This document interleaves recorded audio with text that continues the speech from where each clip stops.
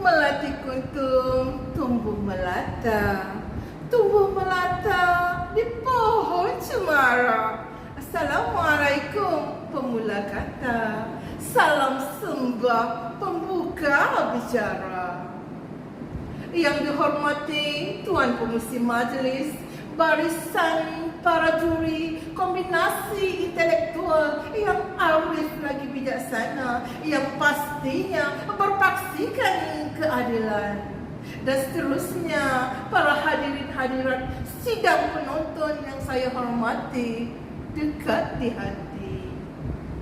Berdirinya saya di sini pada hari ini dengan penuh iltizam, ingin menyebarkan sedikit dogma berpandukan tinta dan wacana para sarjana melalui mauduk pidato yang bertajuk Rukun Negara sebagai prinsip perpaduan demi kejayaan dan kestabilan rakyat. Beramai-ramai pasang bendera, bekerjasama ahli pasukan, tujuan utama rukun negara, hubungan kaum diperkokohkan. Hadirin sekalian, wacana minda yang pertama, rukun negara merupakan satu manifestasi kecintaan kepada negara yang berjaya memupuk semangat perpaduan di antara kaum di Malaysia. Diperkenalkan berikutan peristiwa 13 Mei 1969 yang menggugat, yang menggoncang, menggoyang dan melemahkan perpaduan antara kaum di negara kita. Rukun negara dibentuk dengan tujuan utamanya untuk membentuk perpaduan yang kokoh antara kaum di Malaysia, khususnya dalam prinsip-prinsip yang terkandung dalam rukun negara tersebut. Jelas menunjukkan kunci kepada keharmonian dan perpaduan kaum demi kejayaan dan kestabilan Malaysia.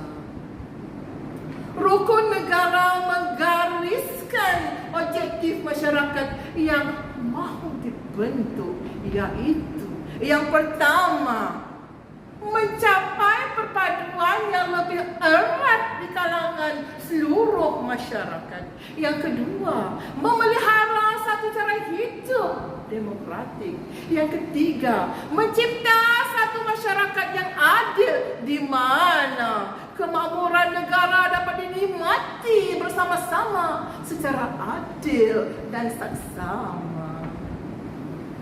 Wacana minda yang kedua, dalam prinsip rukun negara yang ketiga, yaitu keluhuran perlembagaan yang bermaksud setiap rakyat perlu dan wajar menerima bahawa perlembagaan adalah sumber undang-undang tertinggi dan setiap individu perlu mematuhi keluhurannya.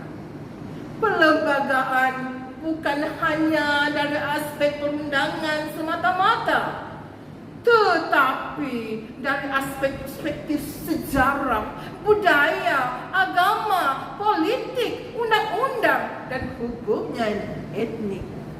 Tuntasnya, rakyat perlu bersama-sama menghayati maksud keluhuran perlembagaan sebagai asas perpaduan dan pembinaan negara bangsa di Malaysia.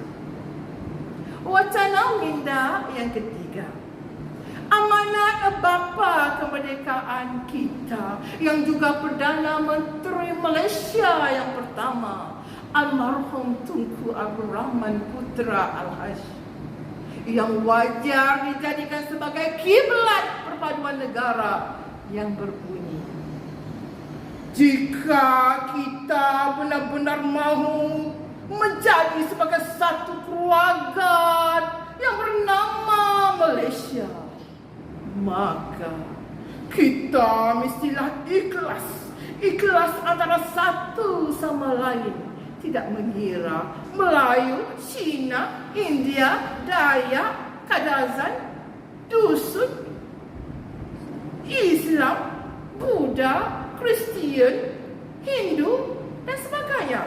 Jika kita ikhlas, maka kita tidak boleh berkata apa-apa yang menyakitkan hati antara kita satu sama lain. Kita juga tidak boleh berbuat apa-apa yang boleh menyusahkan hati keluarga kita.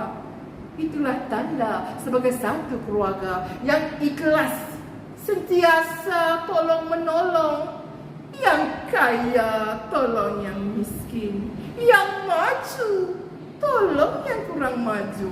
Dengan cara itu barulah kita menjadi satu bangsa yang bersatu padu, satu negara yang bersatu padu, kuat, sejahtera. Seluruh orang akan bahagia. Barulah Malaysia dihormati di dunia. Kerelaan rukun negara tidak boleh dipertikaikan dalam menongkah arus perubahan agar rakyat senantiasa bersatu. Wacana minda saya yang keempat, hadirin berisi dekat di hati. Malaysia merupakan sebuah negara yang masyarakatnya terdiri daripada berbilang kaum yang mempunyai nilai-nilai hidup sosial, kebudayaan dan kepercayaan yang berbeza. Ini menyebabkan perpaduan agak sukar untuk dicapai. Hasil pemikiran Majlis Perundingan Negara MPN yang dipengerusikan oleh Tun Abdul Razak. Maka pada 31 Ogos 1970 lahirlah rukun negara sebagai satu bentuk garis panduan dalam membina masyarakat yang bersatu padu, adil dan harmoni. Wacana minda saya yang kelima, masuk kandang kambing mengebek, masuk kandang kerbau menguang. Kalau sudah ditetapkan A, jangan pula dibuatnya B. Maksud saya di sini ialah setiap negara mempunyai undang-undang yang tersendiri. Ia adalah berasaskan kepada perlembagaan negara.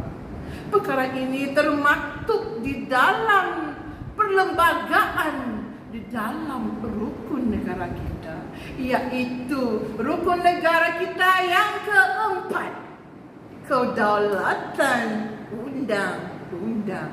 Dengan adanya undang-undang, maka setiap rakyat akan berdisiplin dan mematuhi segala yang telah ditetapkan.